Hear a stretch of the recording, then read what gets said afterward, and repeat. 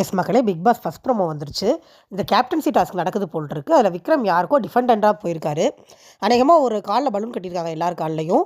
ஒருத்தரையும் காப்பாற்றுறதுக்கு ஒருத்தங்கள மேபி உள்ளே கூட்டிகிட்டு வந்திருக்கலாம். அது எப்படிங்கிறது எனக்கு தெரியல. இதில் வந்து எப்படியோ விளையாடுறாங்க. சம்வேர் எஃப்ஜே மேலே ஆதிரை உட்காந்துருக்கிற மாதிரி இருக்குது. அதில் போய் விக்ரம் போய் எஃப்ஜே காலை பிடிச்சி இழுக்கிறாரு. கிட்டத்தட்ட ஆதிரை கீழே விழுகிற மாதிரி போயிட்டு அப்புறமா நின்றுட்டாங்க.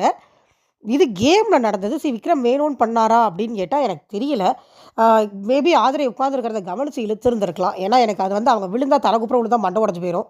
பட் அது ஏறும்போது அவங்களும் யோசிச்சுருந்துருக்கணும். இதை என்ன சொல்கிறேன் எனக்கு தெரியல. ஆனால் உடனே எஃப்ஜே வந்து அதை பர்சனலாக எடுத்துகிட்டு போகிறாரு. போய் காலெல்லாம் பிடிச்சி இழுக்கிற எல்லார் மேலேயும் பாசம் பாருங்கள். ஆக்சுவலாக எல்லாருமே யார் மேலேயும் ஏறி உட்காந்துருக்கிற மாதிரி தான் இருக்குது.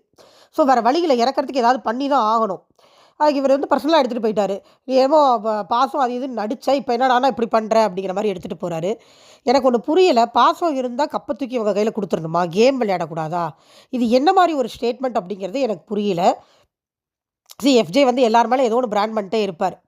ஆனால் இவர் மேலே பிராண்ட் பண்ணுற எனக்கு தெரிஞ்சு விக்ரம் அவர் அந்த கேஸில் காப்பாற்றிருக்கவே கூடாது அப்படிங்கிறது என்னோட பாயிண்ட். விக்ரம் வியானாக்கா பண்ணார். ஆனால் எனக்கு இப்போ தோணுது அந்த கேஸில் இவரை எக்ஸ்போஸ் பண்ண விட்டுருக்கணும். பொண்ணுங்களை வச்சு தான் கேம் விளையாடுறாரு எஃப்ஜே. எக்ஸ்போஸ் பண்ண விட்டுருந்தா நல்லா நாராக கிழிஞ்சிருக்கும். அதை வந்து வாதாடி காப்பாற்றுற விக்ரமே இன்னைக்கு பாசம் காட்டி விளையாடுன்னு இவர் பிராண்ட் பண்ணுறாரு.